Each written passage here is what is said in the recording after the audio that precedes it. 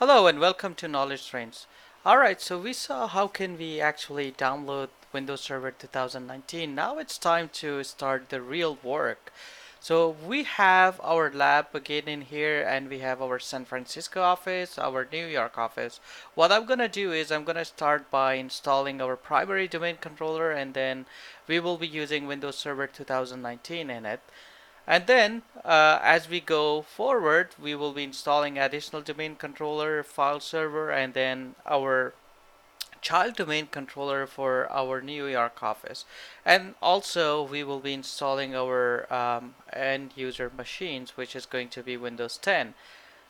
So let's get started and see how can we install a virtual machine in a VirtualBox. So I have VirtualBox open in here. The very first thing that I'll do is I'll click on new and then I'll simply give it a name, San Francisco Primary Domain Controller. This is not the name of your server. This is just the name of the virtual machine, which will be listed in here. So easy to find it.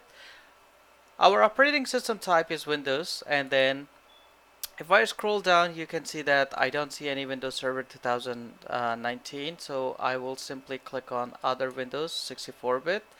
Click on Next, and then here we can specify RAM. So one of the important thing that I want to mention in here is that if you have a computer that is 8 GB and you cannot afford to buy another computer or add a RAM, you can use 1024, which is 1 GB of RAM. Simply use that because in real life, it really matters that you actually make sure that you fulfill the requirements of an operating system, like hardware requirement. But in here, since we are just doing our lab for practice, I will choose that. If you have like 32 GB of RAM in your PC, so I recommend that you go with 2 GB minimum. I will go with 1 GB in here. And if I right click in my taskbar, go to task manager, go to performance, and here I can see how much RAM I have. So I have 16 GB of RAM, 5.7 GB is in use, so I'll go with 1 GB and you can choose that too for yours. The performance will not be very good, but we can still use that. Alright, so now it's time to create a virtual hard disk like you have hard disk in your computer. So this is where you create a virtual hard disk which will be using a space from your physical hard disk. So the recommended size is 20 GB. Again, if you have like 100 GB of hard disk, physical hard disk in your computer, you can go with 20 GB. Just go for it because we are testing here. We are building our lab. But when working in real life, you need to make sure that you just go through their system and hardware requirements. Alright, so we have different type of virtual hard disks in here. We have VDI, we have VHD, we have VMDK. Now if you ask me, hey, why do we have all these in here? The reason that we have all these in here is that so that we can use them in future with one of the other virtualization softwares. For example, if I want to create a virtual hard disk here and then later on what I want to do is I want to use it with VMware, I can use VMDK. So VDI is normally Oracle VM VirtualBox. It uses its own container format for guest hard disk. This is called virtual hard disk image. The format is used when you create a new virtual machine. So if you're creating a new Oracle virtual machine, and you can use VDI when creating a new virtual hard disk. But VMDK, for example, it is Oracle VM VirtualBox. It also supports the popular VMDK container format that is used with many other virtualization products such as VMware. And then we have VHD. VHD is one of the other virtual hard disks that you can use with Microsoft, for example, Hyper-V. So if you are going to move your virtual machine into Hyper-V, you can use VHD. If you're going to move your virtual machine in VMware system, you can use this. If not, then go for VDI. Press next.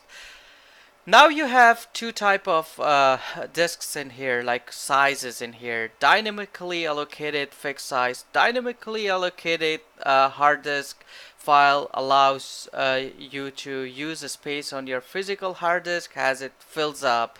So if you're using 20 GB and you are only using 1 GB, so this hard disk, virtual hard disk, will only use 1 GB of the space from your physical hard disk. But if you're using fixed size, it will use that amount of space that you specify.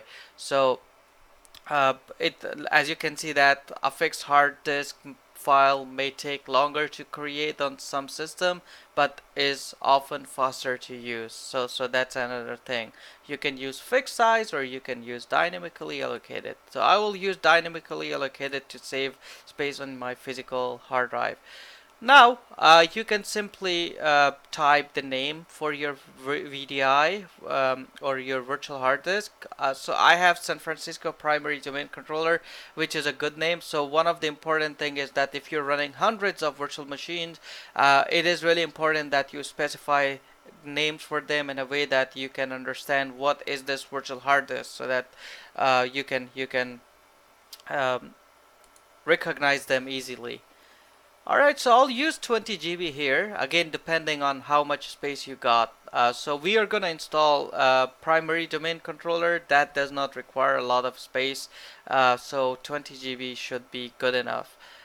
I'll click on create, and what it will do is it will create this virtual machine for me. Again, we are not yet done because we did not specify where is our ISO and how it should actually install it. So if I go to storage here, you can see that I have IDE, and then this is the virtual hard disk that we just created, the location of it. Now, what I can do is I can simply click on this sign that you see here, add optical drive, which is like your virtual CD drive, and then choose disk, add, and in here, if I go to download, this is where my ISO file was. So I will make it live CD DVD and press OK in here. After pressing OK in here, let's just go to setting again and see if we have to specify any other things. So if I go to system, okay, these are all enabled. If I go to display, that's not important. Audio, that's not important for us. Network, not important right now. We will work on that. And then if I go back to system, our processor is currently like 1 CPU. We have total of 8 CPUs, but I'm using 1 CPU for this virtual machine. If needed, we can actually increase it from here. If I go to general, you can see the operating system information, description, and then encryption we are not using. So after specifying the ISO, let's click on start and see if it's going to detect the ISO image that we specified.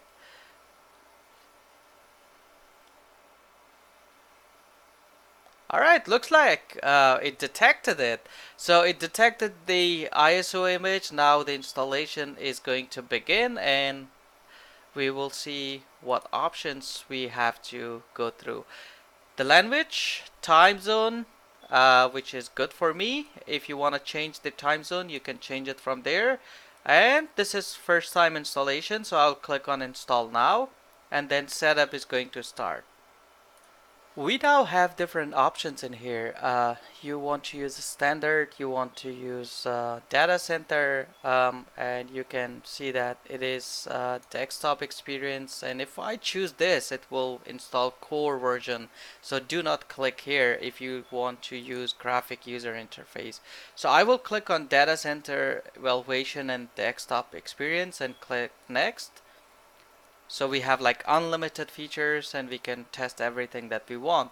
I accept the license agreement, and then simply we are not upgrading from Windows Server 2008 or 12 or 16. We are doing a new install, so that's why I will click on custom.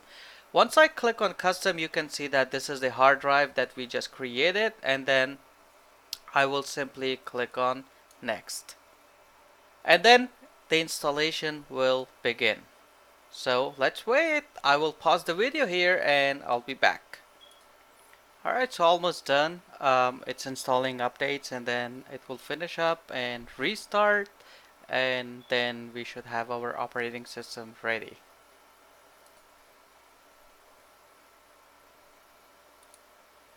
Restarting now. Restart is done and it's now booting up.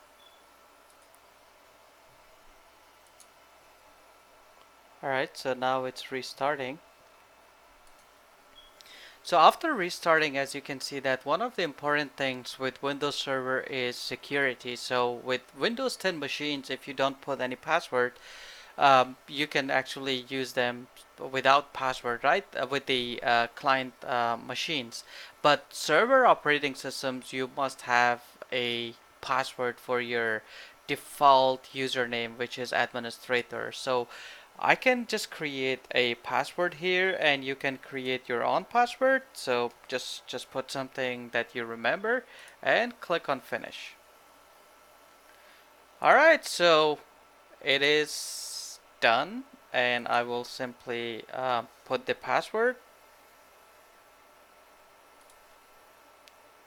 which I just created. So the operating system is now ready. The next thing that I will do is I will simply click on start. So we are actually going to add a naming for our server based on our lab, and then we will also assign an IP address, a static IP address for our virtual machine, so that all of our virtual machines are on the same subnet. So in order to name your virtual machine or your the server 2019, what you can do is you can actually let me quickly expand this here and then close this. We will come into Windows Admin Center, so no worries. Click on start and then if you type this PC, it will bring up my computer. You can click on properties and advanced system settings, and then in here you have computer name. So click on change and then simply type the name of our domain controller that we chose. So the naming that we chose was KTSFODC01. Knowledge train Sanfrancisco domain controller 01. Press OK here and press OK, close, and click on restart later because I have to put an IP address here too. So I don't have to restart it twice. So I will go to, in order to assign an IP address, let me do it from beginning. Right click on that network adapter, open network and internet settings. Click on Ethernet, change adapter options, and then this is where you can put your IP address. Right now it is dynamically assigned, so what we will do is we will put 10.10.1.1 255 255.255.0. We don't have any default gateway, and since it is going to be our DNS server, we will put the same IP address here because we will be making this as our domain controller and DNS server. And once you do that, the next thing that you will do is you will click on OK, and then we are good to go. So now if I go to start, type cmd, which is command prompt, and type hostname. Right now it is the different name because we need to restart in order to make sure those changes take effect. If I do ipconfig, you can see that it will give me the IP address 10.10.1.1. Alright, so let's restart our operating system and we are then good to go. So this is how you can actually create a new virtual machine and then put the names and assign an IP address for the first time whenever you create an operating system that we do most of the times. After restarting the operating system, if I go to CMD again and type hostname, we should be able to see the new name. Hostname, you can see Knowledge Train Sanfrancisco DC01. So this was our first step in order to actually install our domain controller and install our operating systems. So basically, when you install the operating system for the first time, this is what you do. You put a name, you put an IP address. An IP address is something that you put, or it comes from your network team when you're working in a real life, but always make sure you use the right naming convention for all of your operating systems, because in future it will be one of the things that will help you a lot when you have more and more servers.